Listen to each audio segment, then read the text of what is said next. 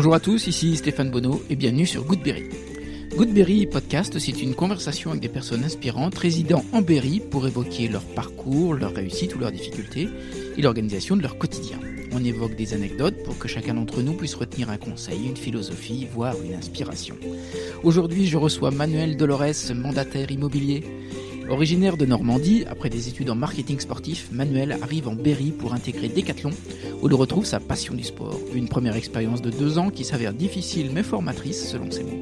Puis, c'est la découverte de l'univers bancaire où il restera une dizaine d'années, bien qu'il trouvera ce secteur un peu inhibiteur.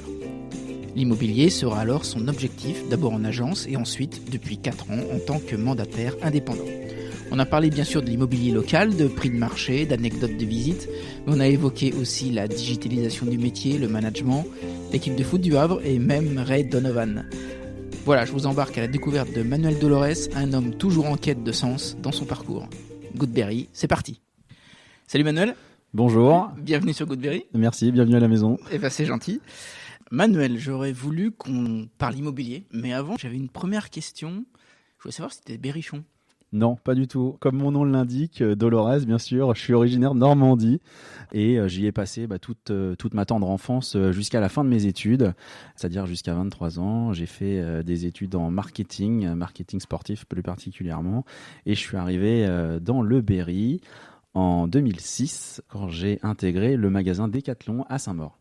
Oh là, ça va vite. Alors attends, on va reprendre les débuts. Donc, oui. En Normandie, où ça en Normandie ? Rouen. Ah, Rouen. T'en gardes quel souvenir ?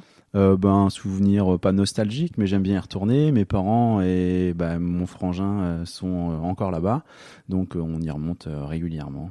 Toute ta scolarité là-bas ? Scolarité, bien, un peu en dehors des codes, malgré tout, un cursus économique et social jusqu'au bac. Et puis après, j'ai bifurqué sur la fac de sport, sur laquelle je me suis spécialisé sur le management. Fac de sport, c'est-à-dire plutôt prof de sport ? Non, justement, fac de sport, si tu veux, il y a plusieurs facettes, à savoir effectivement le professorat, et il y a également d'autres filières proposées dans ce cursus qui sont l'entraînement sportif. J'ai une licence entraînement sportif et également le management, où là je suis allé jusqu'au master, bac plus 5. D'accord. Pendant ces années-là, t'as quoi en tête ? Qu'est-ce que tu veux faire ? Alors, qu'est-ce que je veux faire ? Un peu comme tout le monde, je crois, les paillettes, le monde professionnel, et m'orientant vers le marketing, j'aurais aimé intégrer le service marketing d'un club de foot. Je suis fan de l'Olympique de Marseille, voilà. Donc c'était le truc qui me bottait. J'ai fini mon cursus par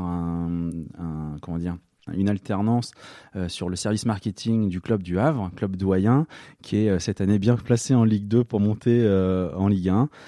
Et donc voilà, j'ai fait mon stage de fin d'études là-bas. Et qu'est-ce qui te pousse à pas continuer ? À pas continuer, à se rendre compte que les places dans ce milieu élitiste sont très chères, c'est-à-dire qu'il y en a peu, voire pas. On profite, comme beaucoup de structures, de ce statut d'étudiant à entre guillemets à intégrer pas mal d'étudiants pour faire tourner ces boutiques, et malheureusement à ne pas proposer forcément de poste à des étudiants qui n'ont pas un carnet d'adresses, j'ai envie de dire. C'est-à-dire que dans ce milieu-là, beaucoup d'anciens sportifs professionnels qui ont un portefeuille de contacts important arrivent à être cooptés, et également sur les dernières années de master à intégrer par le biais de statuts de professionnels, sportifs professionnels de haut niveau, à avoir effectivement des passerelles qui permettent de passer sur ces cursus-là pour valider d'une part un diplôme et ensuite d'intégrer ces structures-là. On voit beaucoup de commentateurs sportifs qui n'ont pas fait beaucoup d'école de journalisme, par exemple. Il n'y a qu'à voir la Coupe du Monde en ce moment. C'est comme ça que ça se passe. Ouais, ok. C'est un regret ? Un regret, oui et non. Après, aujourd'hui, je suis bien dans ce que je fais, je m'éclate. Mais à l'époque, effectivement, peut-être une frustration de se dire que les portes sont fermées avant même d'essayer de les pousser. Voilà, j'ai fait ce qu'il fallait jusqu'au bout, et je regrette pas. Moi, j'ai fait mon maximum, tout du moins. Ouais. Et après l'expérience au Havre ? Après l'expérience au Havre, en fait, une opportunité s'est faite, c'est de commencer à 23 balais, diplôme en poche, par manager une équipe. Et c'est ce que Decathlon m'avait effectivement proposé. On avait eu une présentation de l'entreprise Decathlon lors de mon cursus, et c'est vrai, on nous proposait d'entrée de jeu de manager une équipe. C'est-à-dire que sur le CV, démarrer tout de suite avec un poste de manager et de cadre, c'est plutôt flatteur. La place était proposée à Châteauroux. Ouais, ça s'est fait à Châteauroux pour ce qui me concerne, ouais, tout à fait. Ouais. Bon, j'ai aussi postulé à Châteauroux parce que dans une vie précédente, en première union, la famille de mon ex-femme était du coin. Et donc, du coup, c'est ce qui a facilité aussi la chose. Ouais, donc tu connaissais un peu la ville ? Un tout petit peu, ouais. Ouais, ok. Et cette première expérience de manager ? Première expérience, ça a duré 2 ans, expérience compliquée en définitive, puisque oui, tu démarres dans le monde professionnel et tu vas manager que des personnes qui sont plus âgées que toi, qui ont de la bouteille, qui vont te former aux produits, qui vont effectivement te montrer certaines choses. Et voilà, après j'en reste grandi malgré tout, mais c'est vrai que ça permet aussi d'être confronté aux premières difficultés du monde de l'entreprise, dont on n'est pas forcément, lorsqu'on débarque à 20 balais, préparé. T'as une anecdote ? Ouais, une de mes collaboratrices à l'époque, qui avait 15 ans de plus que moi presque, effectivement, et qui m'a formé à la gamme du rayon sur lequel j'ai été intégré, à savoir le rayon cycle. Et donc voilà, être formé par entre guillemets un collaborateur qu'on va manager derrière, ça peut commencer entre guillemets à rendre plus difficile la tâche, tout simplement. Qu'est-ce qui t'a étonné le plus quand tu rentres dans cet univers ? Alors, ce qui m'a étonné le plus, finalement, ça m'a pas étonné sur le moment parce que j'avais une envie et la niaque. C'est sur les expériences d'après où c'est une entreprise qui effectivement permet d'essayer des choses avec beaucoup d'autonomie, et ça c'est formateur. Je pense que pour les jeunes c'est intéressant de pas avoir peur d'essayer. Il y a un de mes directeurs de magasin qui avait dit t'as le droit de tenter des choses. Si tu te rends compte que c'est une connerie, faut pas la recommencer parce que si tu la refais, là c'est une faute. Voilà, mais tu as le droit d'essayer, quoi. C'est-à-dire qu'on va pas te reprocher, ou du moins à l'époque, de tenter des coups pour mettre en avant certains produits, de faire des OPECO, ce genre de choses. Et ça, c'est vrai que c'est gratifiant de se dire, d'essayer de mettre en place avec les équipes des solutions pour effectivement donner envie aussi sur de la mise en scène, ce genre de choses. Et pourquoi tu restes que 2 ans ? Pourquoi 2 ans ? Parce que en fait, après il y a soit des envies d'évolution.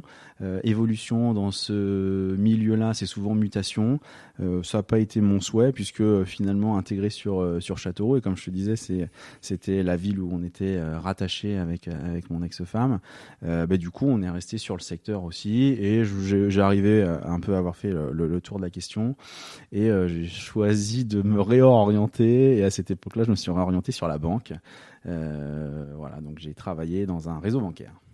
T'es loin du sport. Ouais, on est loin du sport. J'ai déjà fait dans mes expériences auparavant sur les étés un job de guichet en banque, parce que mon papa lui travaillait en banque en Normandie. Okay. Et du coup peut-être que c'est ce qui m'a transmis l'envie de travailler dans le domaine de la finance. Voilà, donc sur le domaine des particuliers dans un premier temps. Ça a duré quelques années quand même. Formateur, oui. Inhibiteur, par contre, beaucoup, parce qu'effectivement, je débarquais d'un domaine où on avait beaucoup de liberté pour quelque chose de très cadré, où je me souviens, je fermais pas la porte, moi, aux clients pour essayer de faciliter les rendez-vous ou autres, à recevoir sur l'heure du déjeuner ou plus tard le soir. Et à un moment donné, on m'a dit, attention, l'agence est fermée, en termes de sécurité, c'est compliqué. Si jamais il y avait un hold-up, ce genre de choses, bon, effectivement, j'étais pas averti sur ce sujet. Il a fallu se freiner un petit peu sur la dynamique, au moins au départ, quoi. Ouais. T'en gardes quoi de ces années ? Sur ces années-là, après de l'expérience, de l'enrichissement, j'ai connu plusieurs types de management et de managers. Ça permet aussi de mûrir et de s'endurcir. J'ai toujours eu un peu de tempérament, bien ou pas bien, ça, certains ont leurs avis. J'ai le mien. Je pense qu'il faut pas se laisser faire malgré tout.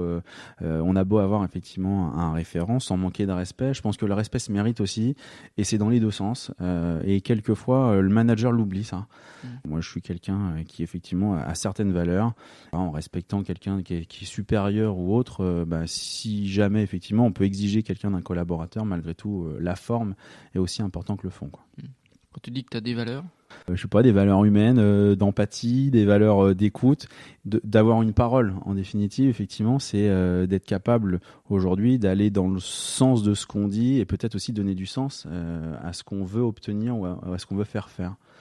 Voilà, ça j'aime beaucoup aujourd'hui donner du sens. Je pense que c'est peut-être les générations qui nous suivent vont plus dans ce sens-là, à une recherche d'avoir finalement construire quelque chose, répondre pas simplement et appliquer bêtement, de chercher effectivement à pas prendre du plaisir, mais ça reste du travail peut-être, mais quelquefois effectivement c'est de pas bêtement appliquer, ça peut être intéressant aussi. Et dans ce cursus, tu avais gardé quand même cette idée du marketing sportif ou plus du tout ? Non, plus du tout. Ouais, ça c'est complètement entre guillemets abandonné, mais parce que aujourd'hui je m'éclate dans ce que j'arrive à faire et dans ce que je fais. Finalement, la partie marketing, par contre, on la conserve sur tout ce qui va être communication, ce qu'on met en place avec mon épouse, parce qu'on le fait nous-mêmes. Et c'est vrai que c'est un domaine sur lequel pourtant, entre guillemets, a pas d'impact sur notre activité en revenus, puisqu'aujourd'hui on n'est pas rémunéré sur la communication, mais en termes d'image peut-être. Et ça fait partie, je pense, du retour aujourd'hui qu'on peut avoir au quotidien. Ouais, ok. Donc la banque, tu restes combien de temps ? 10 ans. Ouais, 10 ans de banque, 2 réseaux bancaires sur le marché et du particulier et du professionnel. Donc ça permet de toucher une clientèle assez large et toujours de continuer à parler de chiffres, quelque chose qui est un peu tabou en France quelquefois, de parler d'argent, ce qui pour moi n'est pas du tout un frein. J'ai tendance à parler de ça de manière décomplexée. Il ne s'agit pas de jugement de valeur quand on parle quand on parle d'immobilier en l'occurrence ou de projet de vie. Chacun fait à la hauteur de ce qu'il peut et aussi quelquefois de ce qu'il veut. C'est-à-dire qu'on peut avoir de gros moyens et ne pas avoir envie de mettre une certaine somme dans un produit, ou inversement avoir des moyens modérés et finalement s'acheter quelque chose à la hauteur de ce que l'on peut s'offrir tout simplement. L'immobilier, c'est ça, c'est qu'effectivement aujourd'hui on peut être confronté à quelqu'un qui n'a pas les moyens mais qui a ses envies mesurées, et d'autres qui ont des grosses envies et malheureusement pas les moyens de le faire. Donc faut être réaliste par rapport à ça, et puis nous c'est d'accompagner sur comment mener à bien, si c'est possible, cette recherche ou cette quête du Graal, entre guillemets. Voilà, c'est ça notre rôle. Ouais, ok. C'est pendant ces années de banque que tu commences à toucher les projets immobiliers ? Alors j'ai déjà failli travailler pour une agence immobilière à chaque transition finalement de carrière. Il y avait une session de recrutement la première fois. J'avais été retenu, mais j'avais cette notion de revenu irrégulier qui me faisait peur, voilà, à 25-26 balais. Finalement, pourtant, j'avais pas beaucoup de charges à l'époque, de charges fixes et pas d'enfants à charge. Et pour le coup, malgré tout, je m'étais pas lancé. Le domaine bancaire, avec la sécurité du revenu, plutôt confortable, sans que ce soit des gros revenus, mais au moins c'était fixe. Et j'avais pas franchi le pas. À la transition entre les 2 réseaux bancaires que j'ai fait, c'est pareil, ça aurait pu se faire. Et finalement, j'ai intégré cette fameuse agence immobilière sur quelques semaines seulement, avant de me rendre compte qu'effectivement l'immobilier me tentait, mais c'était la façon dont c'était proposé qui me plaisait pas. C'est-à-dire ? Justement, je prévoyais de me lancer en tant qu'indépendant déjà au moment où j'ai saisi les sirènes de ce réseau immobilier, je donnerai pas le nom.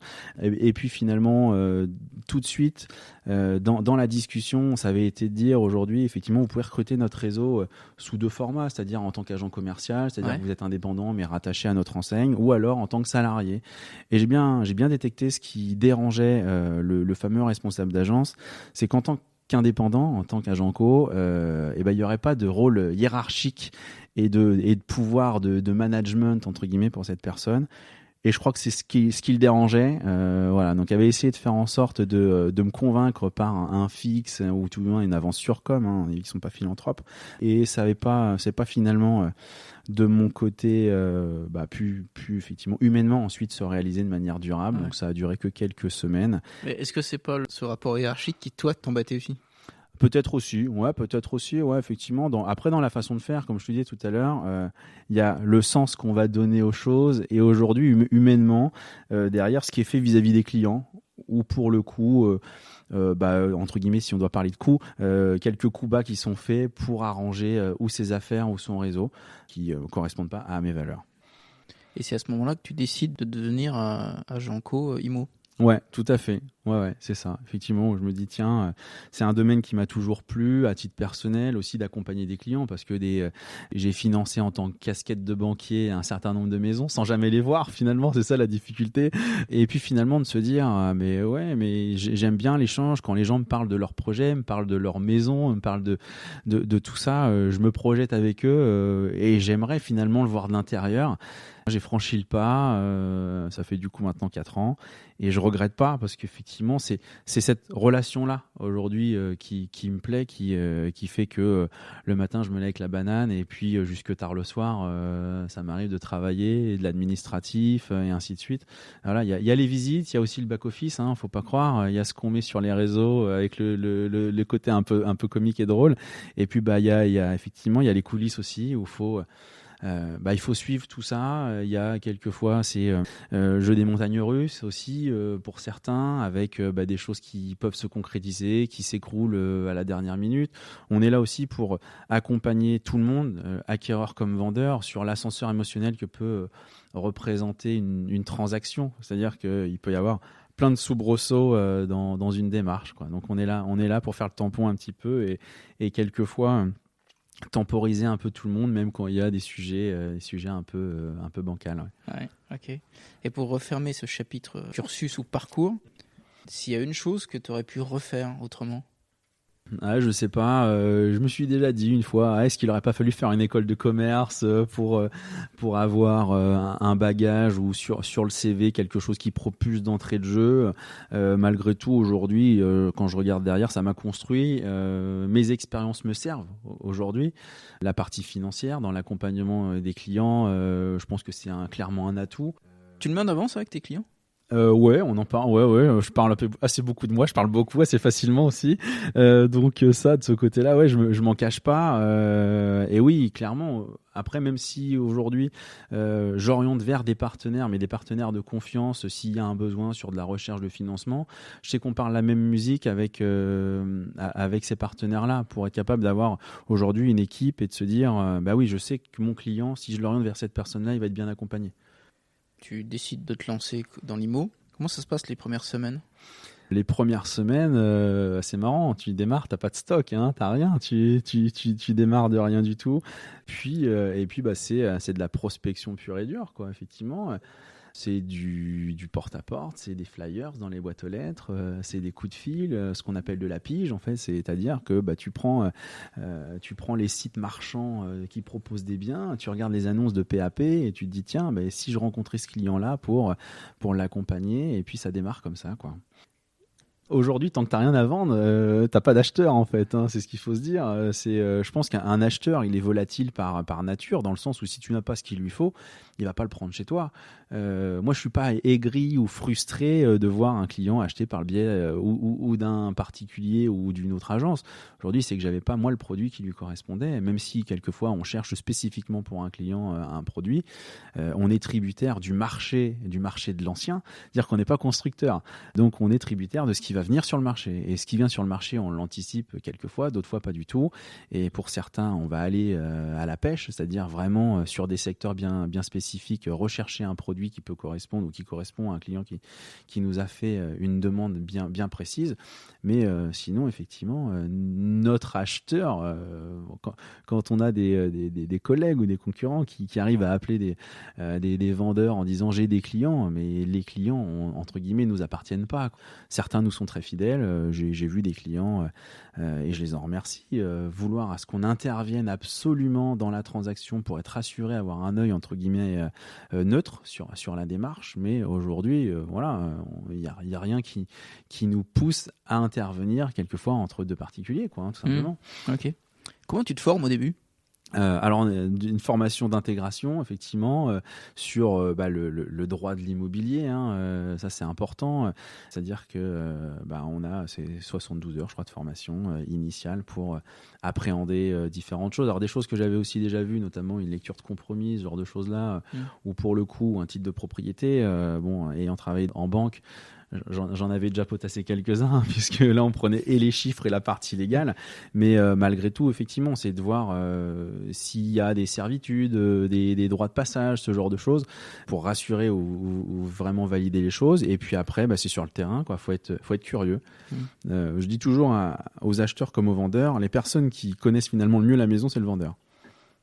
Parce que nous, on n'y vit pas, c'est-à-dire comment ça se passe au quotidien dans la maison, c'est eux qui nous informent. Aujourd'hui, après, nous, on se veut finalement le relais entre le vendeur et l'acquéreur, finalement, et d'exposer toutes les choses. C'est-à-dire qu'on vend en l'état. Vendre en l'état, c'est avec ses qualités et ses défauts. Alors, d'essayer qu'il n'y ait pas de défaut, ou tout du moins qu'il ne soit pas caché. Après, on parle de vice caché, mais là, on rentre sur le domaine légal où ça peut aller bien plus loin. Mais voilà, il est important, je pense, effectivement, d'apporter une neutralité, un regard extérieur et critique.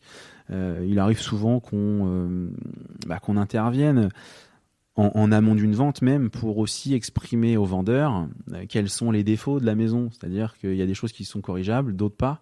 Et ça permet aussi d'exprimer un prix au regard du marché et vis-à-vis des caractéristiques qu'on propose. Donc ça, c'est tes formations qui sont données par le réseau. Ouais. Comment tu choisis le réseau ?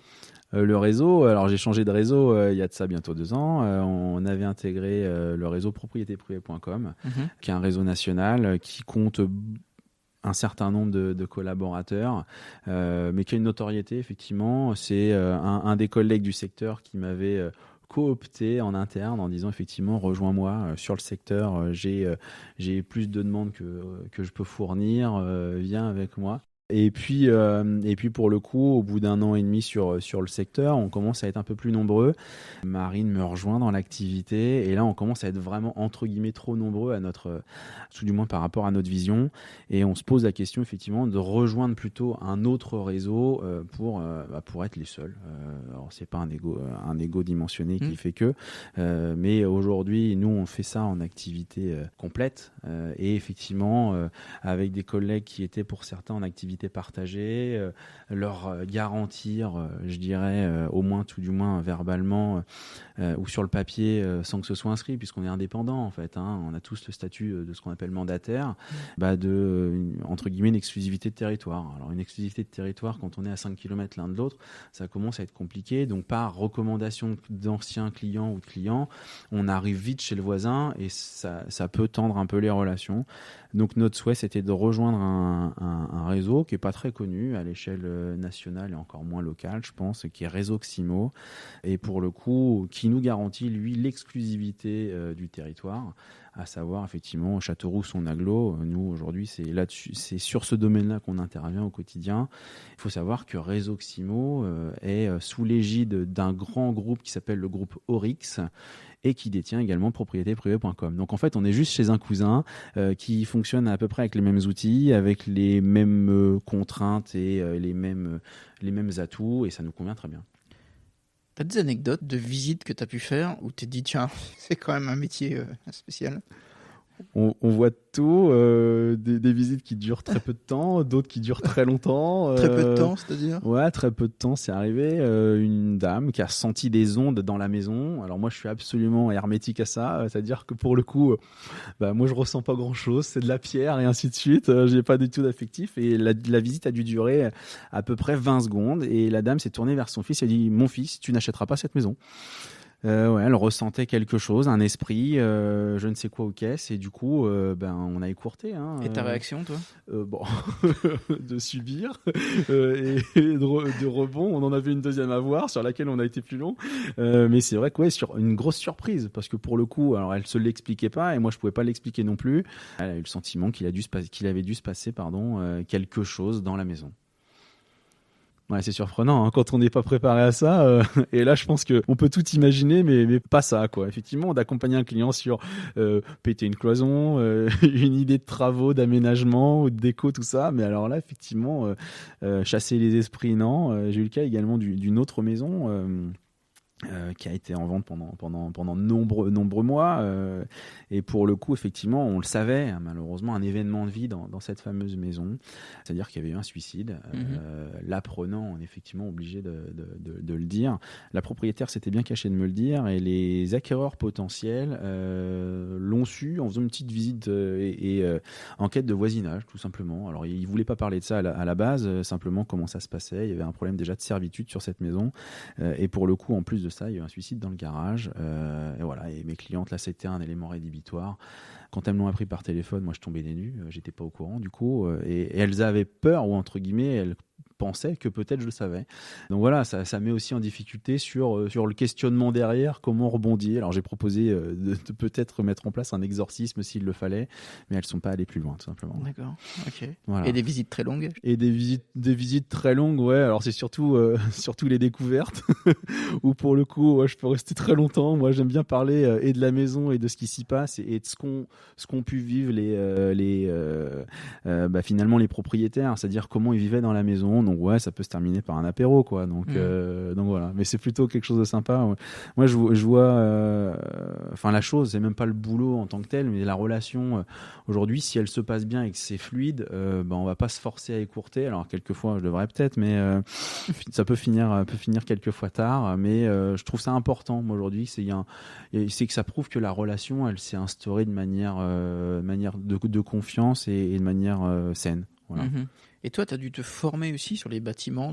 Alors, je suis pas professionnel du bâtiment, attention, hein, je vais pas faire une étude sur la faisabilité ou de quelle telle extension, ce genre de choses-là, des choses techniques. Hein. Là, dans ces cas-là, nous, on s'encadre aussi, c'est-à-dire on va aller solliciter des entrepreneurs du coin qui permettent de rassurer tout le monde. J'estime que c'est intéressant aussi vis-à-vis des acquéreurs ou des vendeurs, c'est-à-dire d'avoir quelqu'un professionnel du métier, impartial, qui va pas être le commercial qui va essayer de vendre, entre guillemets, il y a ça aussi, et simplement d'avoir des éléments concrets qui permettent d'échanger sur une faisabilité en termes de travaux, des murs porteurs, une ouverture. Tout le monde voudrait tout péter.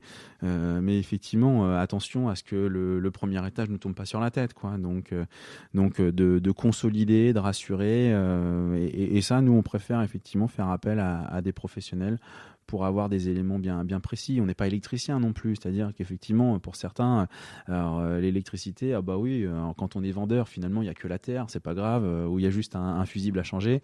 Et effectivement, quand on fait intervenir un professionnel et qu'il faut remettre aux normes une maison qui date des années 70, il y a un petit peu de boulot et ça peut vite chiffrer, quoi. Donc, il vaut mieux avoir des éléments concrets. Ça peut être un devis pour savoir aujourd'hui ce que ça engendre comme coût. Ok. Voilà. Comment tu qualifierais, toi, le marché de Châteauroux ? Le marché de Châteauroux, à l'image du marché global, hein, sur l'après-Covid, il a été très dynamique. Il a été haussier. Alors, on partait tellement bas, effectivement, que pour le coup, heureusement que c'est remonté aussi. Certains l'oublient, ça, c'est qu'on a connu des grosses périodes de baisse, de gros épisodes sur les 15 dernières années, à savoir effectivement la crise des subprimes, donc 2008, c'était la première gamelle. Donc là, à l'époque, j'étais en banque, c'était pas mal. Et puis le départ des militaires sur l'agglo de Châteauroux, qui a fait aussi un peu de mal. Hein, donc ça, effectivement, ça a été le deuxième contre-coup. Aujourd'hui, grosso modo, effectivement, on est remonté un peu en termes de prix grâce à l'envolée et à la folie acheteuse de post-Covid, entre guillemets. Voilà, ça risque de stagner un petit peu. On va arriver sur une période de flottement, voire de redescendre, parce que aujourd'hui, on est chatouillé par les taux bancaires, le taux d'usure qui est un sujet, et puis le coût des matériaux, malheureusement, où aujourd'hui faire des travaux coûte affreusement cher, au-delà des délais qui vont être à appliquer, quoi. Et comment tu l'expliques, cette folie post-Covid ? C'est très marrant. Juste après le Covid, on a eu le droit à des critères de recherche qui étaétaient quand même forts, de personnes qui venaient de grosses agglos, qui voulaient minimum 2000 m² de terrain, par exemple, parce que besoin de verdure. C'est se dire, tiens, j'ai été cloîtré chez moi, enfermé dans mon appart, a pu pouvoir en rien faire. L'idée du télétravail aussi, qui commence à faire son petit bonhomme de chemin, et de se dire, mais finalement, si je peux télétravailler, pourquoi le faire dans un appart ? Et pourquoi pas le faire à la campagne, une petite mise au vert au passage, et quand j'ai envie de souffler, je vais dehors, quoi. et je suis chez moi. Donc voilà, je pense que l'agglo de Châteauroux veut en profiter de ça, hein, le département de l'Indre, sur de la communication aussi auprès des grosses agglos, mais également de la région parisienne, à venir draguer ces personnes-là et qui viennent se ressourcer dans notre bon Berry, quoi, tout simplement. Ouais. Et ça, tu le sens, cette vague-là ? Ça fait 15 ans que je suis dans la région, ça fait 15 ans que j'entends parler des Parisiens qui vont débarquer. Voilà. Alors après, peut-être qu'avec les JO, ça va venir. Systématiquement, on a un nouvel événement qui va faire peut-être créer à un moment donné un flux migratoire. Mais non, j'y crois pas trop parce que finalement, on est quand même entre guillemets à 2 heures de Paris et ça a toujours été le cas. En fait, finalement, on n'a pas le TGV. Je suis pas sûr que le Berrichon est prêt à ce qu'on ait le TGV et à ce que ça fasse comme en région Tourangelle, où aujourd'hui, un terrain coûte 400 000 balles et on n'a pas encore de maison dessus, quoi. Donc, 1 heure de TGV, finalement, ce serait peut-être plus compliqué encore pour nous parce que notre bassin de l'emploi, en l'occurrence, après, derrière, permet pas à ceux qui sont du coin de se payer la maison qui leur permettrait de vivre sur place, quoi. Donc, ça aurait une tendance, effectivement, à faire monter les prix. Dans ces cas-là, il vaut mieux être propriétaire avant que ça arrive, quoi. D'accord. Dépêchez-vous d'acheter. Pour rester sur Châteauroux, quel est ton quartier préféré ? Ah, mon quartier préféré, je vais dire que c'est celui dans lequel j'habite, parce que on y est pas malheureux. Donc c'est le quartier de l'Hippodrome en l'occurrence. Après, oui, il y a quelques quartiers qui sont vraiment recherchés sur Châteauroux. Si on doit les nommer, le quartier Saint-Christophe, le quartier des Marins, le quartier de Strasbourg aussi, qui sont appréciés. Après, pour lesquels moi perso, j'irai pas forcément naturellement. On a souvent des soucis de stationnement, ou alors si on a le stationnement, malheureusement en termes de prix, ça commence effectivement à causer un peu, parce qu'on a cette difficulté-là, quoi, de l'emprise. On est sur de la maison de ville, on a quand même effectivement du touche-touche. Alors avoir un grand jardin, un garage et une vie de plein pied possible, quartier des Marins, à moins d'avoir un beau portefeuille, malheureusement, c'est pas donné à tous. Voilà. Et c'est ça quelquefois qu'il faut faire entendre à certains acheteurs potentiels qui veulent tout, mais se rendent pas compte de la valeur que ça peut avoir, quoi. On dit souvent qu'on achète plutôt un quartier qu'une maison. T'es d'accord, toi ? Oui, souvent l'emplacement est important. Ouais, c'est vrai que c'est le point de départ. Alors il y en a certains qui sont très fermés à ça, hein. C'est-à-dire qu'aujourd'hui, si on propose pas le fameux quartier ou la rue spécifique, ne bougeront pas ou n'iront pas. Après, d'autres, finalement, vont trouver les caractéristiques de la maison qu'il leur faut et vont être capables de faire ces quelques kilomètres ou mètres de déplacement, quoi. Mais c'est vrai que l'emplacement, le quartier, souvent, ce sont des points importants qu'on aborde. Ouais. T'arrives facilement, toi, à te mettre à la place des gens ? Et les goûts et les couleurs, il y en a pour tous. Effectivement, tout le monde n'a pas les mêmes goûts que moi, et ainsi de suite. Donc oui, bien sûr, c'est dans le questionnement, c'est dans l'écoute. C'est de se dire aujourd'hui, voilà, quels sont les besoins. Je dis souvent aux clients, dites-moi effectivement quels sont vos critères incontournables et les rédhibitoires. Je disais que moi j'aimais bien le quartier de l'Hippodrome parce qu'on y était plutôt tranquille. Certains disent que c'est trop loin du centre-ville déjà. Donc et ça dépend de ce qu'on recherche clairement. Si on veut tout faire à pied, c'est vrai que ça commence à faire un petit bout. Et dans ces cas-là, il vaut mieux se recentrer. Après, malheureusement, de vouloir faire potentiellement le tour de sa maison, de pas être mitoyen quand on va être en plein cœur de ville, c'est plus compliqué. Donc ça, c'est vrai que c'est aux gens de nous exprimer ce qu'ils veulent et aujourd'hui, après, à nous de leur proposer alors quelque chose s'en rapprochant. Quelquefois, il faut faire l'impasse sur un ou quelques critères. Donc, mais l'emplacement, souvent, ça revient à se dire tiens, ouais, non, je veux absolument vivre ici, quoi. Et ça, on peut pas en démordre dans ces cas-là. Ouais. T'as eu des demandes surprenantes ? On a des personnes qui veulent absolument effectivement avoir un extérieur énorme, par exemple. C'est-à-dire que j'ai vendu une maison, là je m'expatriais un peu plus. Là on va arriver jusqu'à Bouges-le-Château avec 16 000 m² de terrain, quoi. Et là ça commence à faire, quoi. Et pour le coup, 16 000 m² de terrain, effectivement, c'est pas à Châteauroux qu'on l'aurait trouvé, hein. Et pour le coup, c'est des personnes qui voulaient effectivement pas avoir de voisins, quoi, tout simplement. Donc parce que madame dans le commerce, monsieur effectivement commercial, et se dire tiens, quand on rentre chez nous, on veut souffler et être tranquille, quoi. Est-ce que c'est un problème d'avoir une pression concurrentielle qui est quand même forte ? Ouais, il y a beaucoup de monde. Après, est-ce que c'est une pression ? Non, je dirais pas. Chacun fait. Alors, je pense qu'il y a de la place pour beaucoup. Est-ce qu'il y a de la place pour tout le monde vu le nombre qu'on est ? J'en sais rien. L'avenir nous le dira. En fait, tout bêtement. Je pense que les 2-3 dernières années qu'on vient de traverser, qui ont été tellement fastes, ont permis à un certain nombre de se lancer entre guillemets. Après, est-ce qu'on durera tous ? Peut-être pas, malheureusement. Le marché de l'immobilier en tant que commercial, en tant qu'indépendant, tout le monde est capable entre guillemets de se lancer. Après, c'est de le faire bien. Ouais. C'est un peu le sketch des inconnus avec est-ce qu'il y a le bon et le mauvais chasseur. En fait, en l'occurrence, c'est la récurrence et c'est la longévité qui prouve qu'on est au bon ou au mauvais, quoi, tout simplement. C'est les anciens clients qui nous recommandent, bizarrement, c'est ça qui fait qu'aujourd'hui on mérite d'être toujours présent sur le marché. Après, quand il y a eu des années très fastes, forcément tout le monde entre guillemets a dû réussir à en vendre parce qu'il y avait plus de demandes que d'offres. Donc c'était entre guillemets pas très compliqué, c'est pas pour dénigrer, mais voilà, ça risque de se tendre un peu comme je disais à cause du marché. Voilà, donc faut continuer à être présent, peut-être différemment aussi. Je pense que là aujourd'hui justement, ce dont on parlait, d'aller rechercher spécifiquement des biens, et c'est là où l'ancienneté, où les clients, le référencement, quand on vient nous demander un produit qu'on n'a pas en stock bizarrement et on nous sollicite quand même, et ça arrive régulièrement pour nous en tout cas, c'est qu'on a dû semer des choses intéressantes. Donc c'est là où il faut être présent, il faut aller là par contre, comme tu disais, chercher spécifiquement des produits, c'est du porte-à-porte sur des quartiers bien spécifiques parce qu'on nous les réclame et que si on est sûr de la surface financière de ce fameux client-là qui réclame un produit bien précis, c'est d'aller le chercher ou avec ou pour lui, quoi. T'as monté une stratégie de communication ? Ouais, tout du moins, il y a une communication qui est assez importante en ce qui nous concerne, parce qu'on aime ça, parce qu'on est né dans le digital, je pense, avec mon épouse.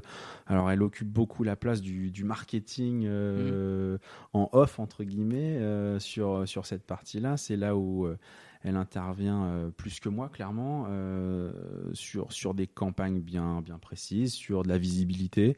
Après, on l'alimente un peu tous les deux aussi, forcément. Ça, c'est un boulot qui prend du temps, qui est intéressant, qui permet aussi de se sortir un peu du terrain pur et dur, mais qui permet aussi de donner du lien avec je sais pas si on doit parler de notre communauté, on n'est pas des influenceurs de l'immobilier, on n'en est pas là, donc on n'est pas rémunéré pour ça, tout du moins, mais ouais, c'est intéressant, ça permet aussi de mettre en avant certaines choses, et puis d'avoir des contacts réguliers avec des gens, des clients qu'on a rencontrés, des clients à qui on a vendu, qu'on a accompagnés, et d'autres qui effectivement nous connaissent grâce au réseau, entre guillemets, et pour qui on est, pour certains, quelquefois un peu une référence en se disant tiens, le jour où je cherche, je vous appelle, quoi. Ouais. Donc voilà.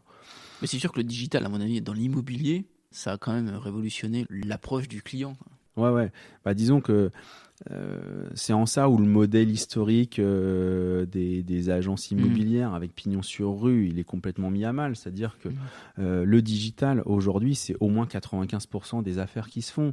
Et c'est initié par effectivement, tout le monde a, si on doit les citer, je dirais une application de vente de vente d'anciens et qu'on va regarder où se mettre des alertes carrément, ou regarder quand on est aux toilettes, quoi. C'est tout bête. Et tiens, regarde, une nouvelle maison, et voilà ce qu'on fait. Donc oui, clairement, c'était le pas à prendre. Nous, on est très présents. Réseau Ximo, c'est un réseau de mandataires, et pour le coup, aujourd'hui, notre force de frappe, c'est la diffusion des annonces. On diffuse l'annonce d'un bien immobilier, on la diffuse sur une centaine de sites. On sait que le bien sera vu.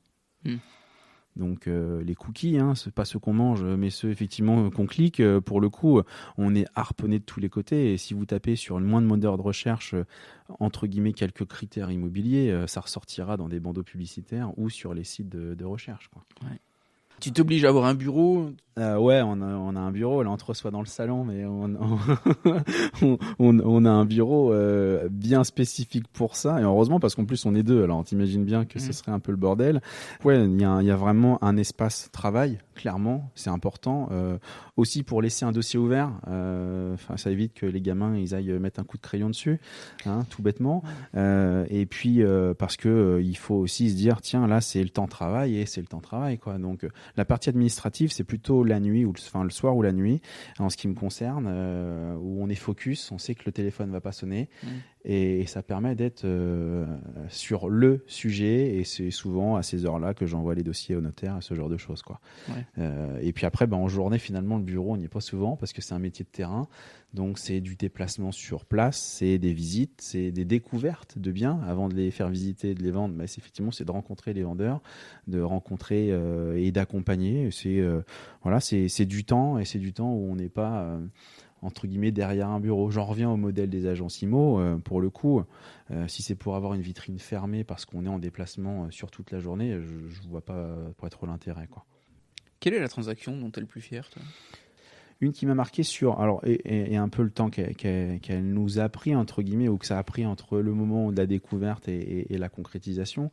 Mais c'est surtout l'attachement du client pour sa maison. Et c'est ça la grosse difficulté. C'est qu'on a, je pense à une maison du quartier, en l'occurrence, quelqu'un de fort attachant, qui avait un attachement énorme à sa maison. Et la difficulté, c'était de prendre le pas sur la visite. C'est-à-dire qu'effectivement, on avait quelqu'un qui a vécu un peu plus de 60 ans dans la fameuse maison, et c'était vraiment le bébé, quoi. C'était vraiment son bébé, et je pense qu'il se reconnaîtra s'il nous entend.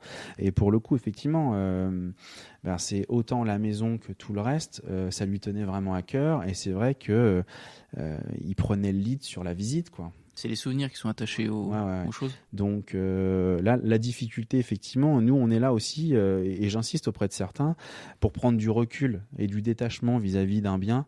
Et c'est en ça où l'aspect psychologique et affectif, bien sûr, on en a moins que le vendeur lui-même, on va pas se mentir, mais ça permet d'être un peu plus transparent et plus neutre sur l'approche.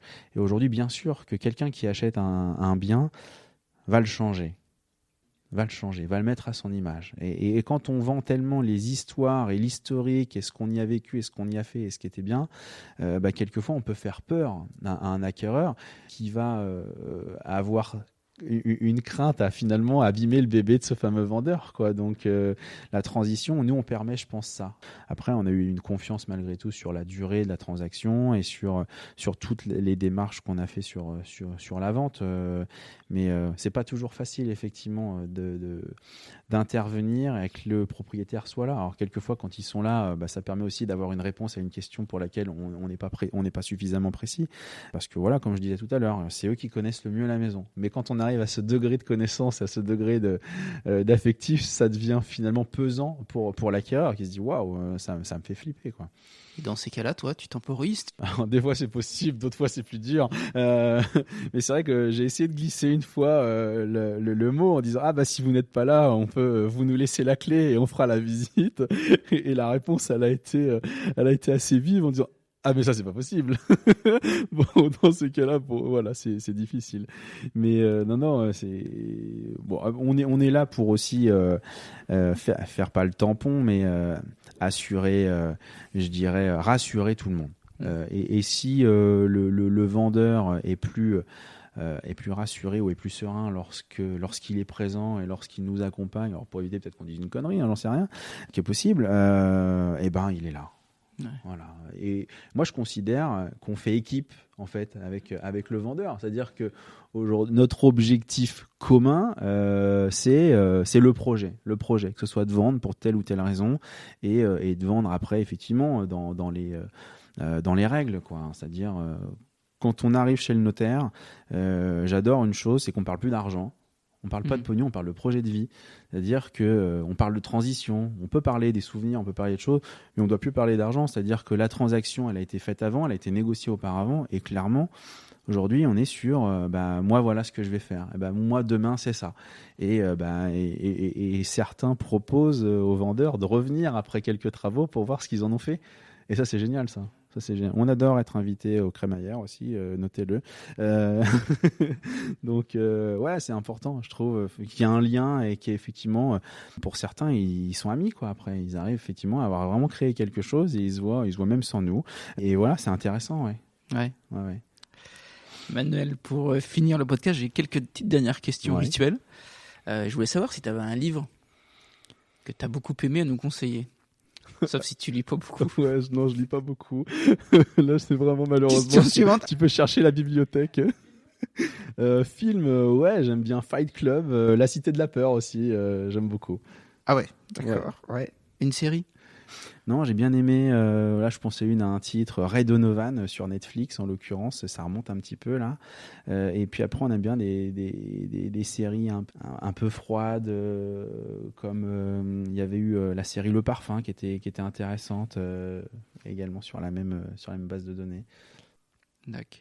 Et pour reboucler avec le sport, Là, on enregistre alors que la Coupe du Monde débute. Ouais. Je voulais ton pronostic pour la finale. Mon pronostic pour la finale, c'est compliqué, j'ai pas tout vu, et je vais pas tout voir, parce que les horaires de diffusion sont compliqués. J'ai vu que l'Espagne avait cartonné quand même.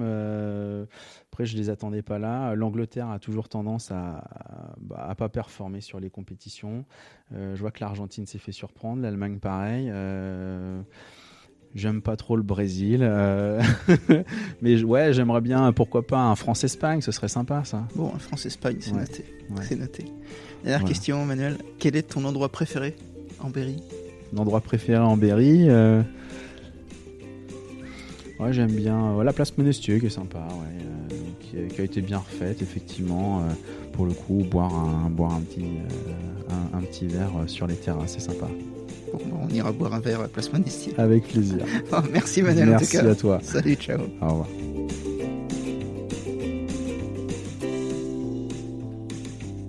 Hello, j'espère que ce dernier épisode de l'année vous a plu. Goodberry sur 2022, c'était 23 conversations. Donc je voudrais ici remercier les 23 invités qui m'ont accompagné avec talent. Merci également à vous, auditeurs. On totalise plus de 6000 écoutes sur l'ensemble des plateformes que sont Deezer, Spotify, Facebook, Instagram, YouTube ou même LinkedIn. Je vous souhaite d'excellentes fêtes de fin d'année. Goodberry prend quelques vacances pour vous donner rendez-vous en 2023. D'ici là, prenez soin de vous et inspirons-nous.